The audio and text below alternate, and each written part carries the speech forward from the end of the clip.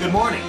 It's Friday, May 28, 2010. I'm Dave, DaveInTheMorning.com. It's Casual Friday. And it's Memorial Day weekend, which means it's 3 days of debauchery, drinking, and eating stuff I shouldn't. Woohoo! Party! Party! Watching them race around an oval, drinking my beers. Yeah! Yeah!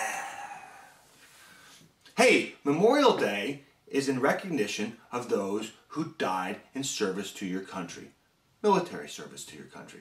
And it started back in 1864, they think, when widows, women of slain soldiers from the Confederacy started putting flowers on graves. It was initially called Decoration Day. And then this Union Republic guy said, hey, let's make it a big holiday, and it started. They still call it Decoration Day. And then it morphed into Memorial Day. The government said, hey, let's make it on a Monday and give everybody a 3-day weekend so they can drink beer and eat hamburgers and hot dogs and watch some race around the circle at Indianapolis. And that's where we are today. So when you're out there doing all those fun things, remember why we really have Memorial Day and why you get the day off. It's in memorial. Okay? Just passing that along.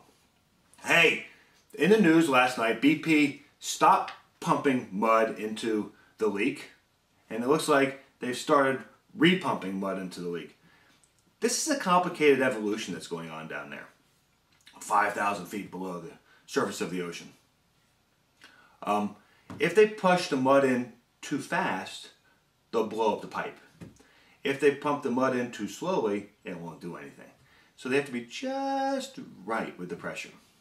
Now they've got monitoring equipment down there to make sure that they do this right, and I hope they do. We all should hope they do. And they get it right, and then they cap it, and it's done.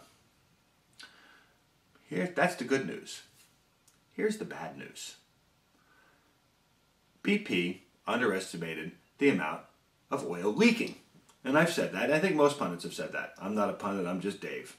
But I said it, but I didn't really think that it was going to be as high as a leak as they say it is now. 200,000 gallons a day is what they were saying.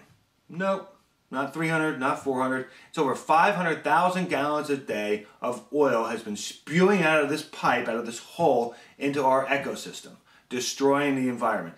It is, without a doubt, the worst man-made disaster, environmental disaster, in the history of mankind. Well, in the history of the U.S. I can't speak for the history of mankind, I don't know. But as far as the U.S. goes, this takes the cake. Way to go, BP. Woo! You're number one. Number one. And you know what? It's not really BP's fault. It is. It's their fault. But it's our fault for allowing BP to do this. It's our fault for not enforcing the regulations that we should have enforced upon them. It's our fault for not holding our government accountable to help us do things that we can't do ourselves. Okay? Government is the only is the only organization that has a chance to come in and tell BP what they can and can't do when they drill and what safety precautions they have to follow. They were remiss in doing that. And you know what? They were remiss because we were remiss.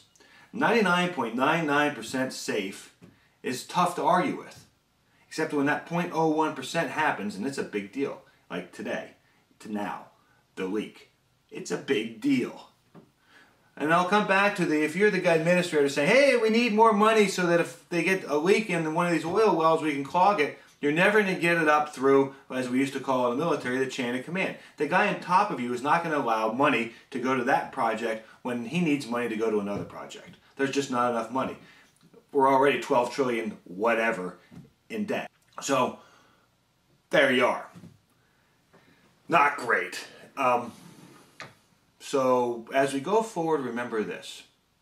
If it's cheap, it's probably not great.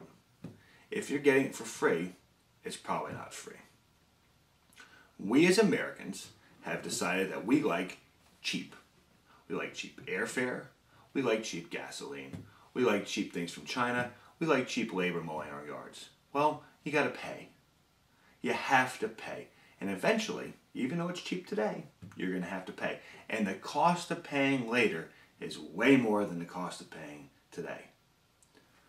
As we're about to find out with this BP oil leak. Also in the news, North Korea. It seems that other people are jumping on board with this. Kim Jong-il did this to ensure succession of one of his kids into his place. Good. That's probably what's going on. I don't think that war is actually going to break out on the Korean Peninsula, but we need China.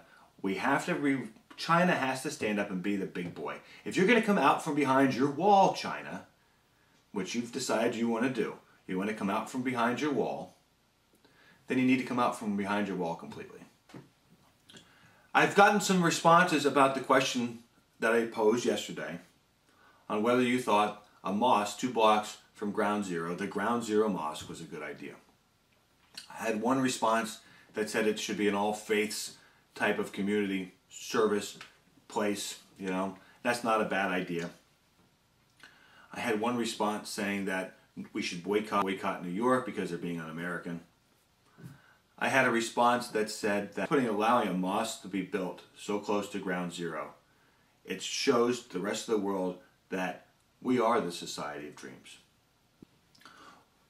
But here's the deal with that. That argument that, hey, look at us, is only true if people look at our society and go, from different societies, that Islamic extremist society that they envision, and say, hey, that democracy they have in the West, in the United States, that's a good thing. And if they see that, they'll want to be like us. It's not true. It's not true. They don't want to be like us. They want us to be like them. Okay? So they don't look at Western society as a beacon. They look at a Western society as immoral and needs to be changed. They want Sharia law. But as far as this mosque goes, it's still a bad idea. No one's convinced me that it's not. It's a bad idea and it shouldn't be built. Again, my opinion can change. I'm open to change all the time. I change my opinion all the time. I think that's an okay thing to do. But right now, it's still, don't build a mosque. Speaking of September 11th, I read another book. My book review this week is on Let the Great World Spin by Colin McCann. Now this is a post-9/11 novel set pre-9/11. Okay? It is a great American novel. I've read 3 books so far since this show started. I read The Ides of March, a redo of a good story, which was a good book. I read Go Go Gator, Gator or Go Go, which was a good book, a fun book. This is a great novel. When I can pick up a great American novel and it brings passion to me, that's good, okay? And I learn. And you learn. Being entertained is fun. 2.5 Men is a great show. And it's fun to watch. This type of stuff makes you a better person. And I got a lot of room for improvement. I got a shitload of room for improvement. So every time I can read a little book that helps just a book that helps just a little bit, it's pretty darn good. Again, it's Memorial Day weekend. I'm going to go hit the links with some buds. I'm going to drink some beer. I'm a beer and chicken wings type of guy. Have some chicken wings. I'm going to float down a river this weekend. I'm going to hang out with my family and friends. Have a great Memorial Day weekend. And we'll see you Tuesday. I'm Dave.